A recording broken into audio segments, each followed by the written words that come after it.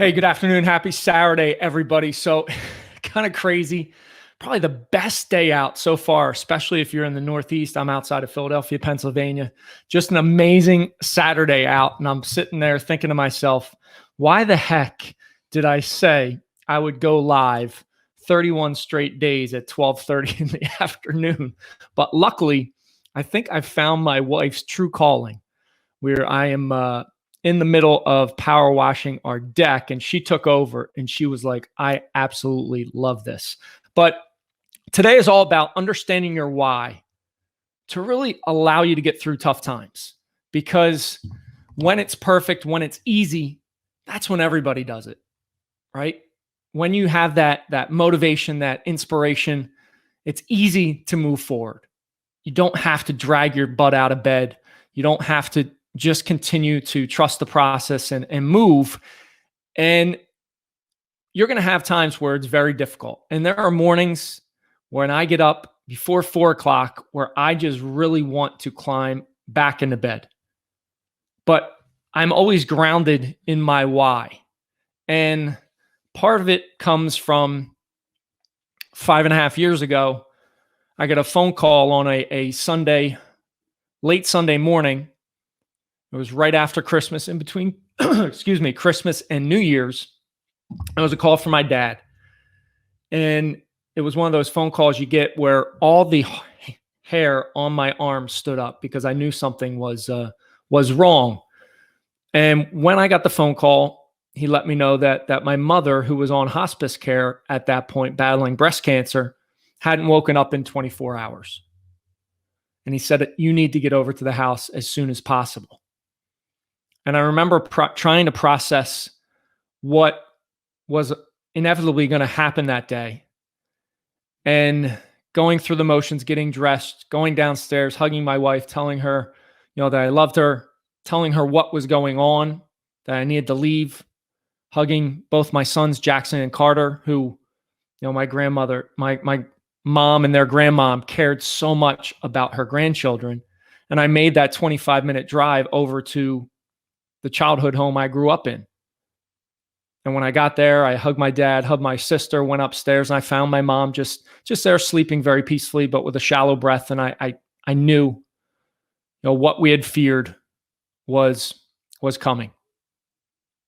I went over to the bed, left-hand side of the bed, bent down, kissed her on the forehead, told her I loved her, held her hand for a bit, and spent some time on and off with her throughout that afternoon. It was a little bit later when my brother got there.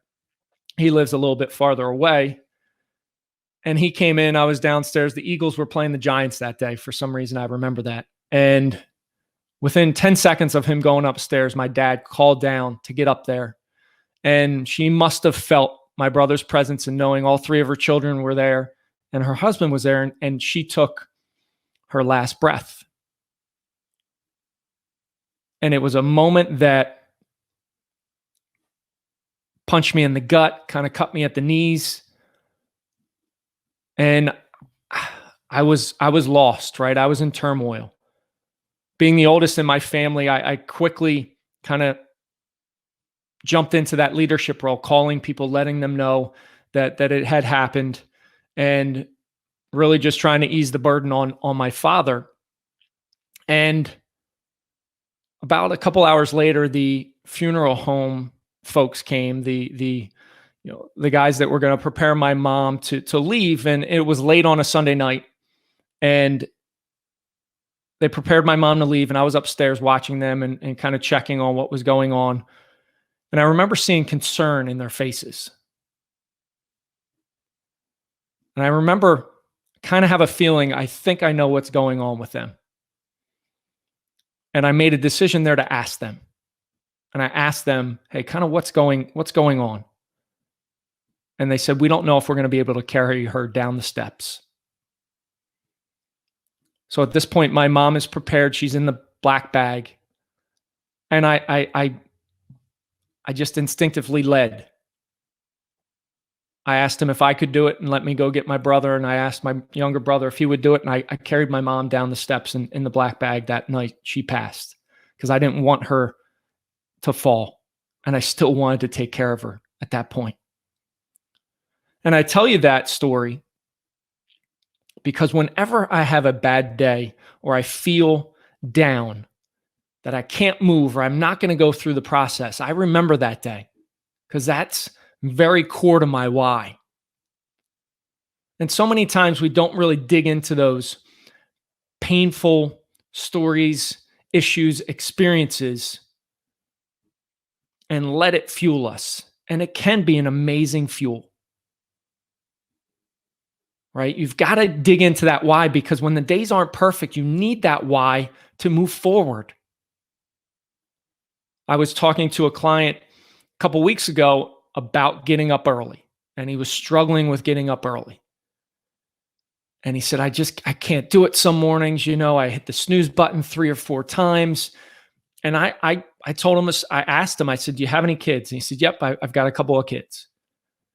And I said, well, your why is if you're getting up early enough, you're going to be able to send them to college. You're going to be able to take care of your kids because your results are going to be that much better.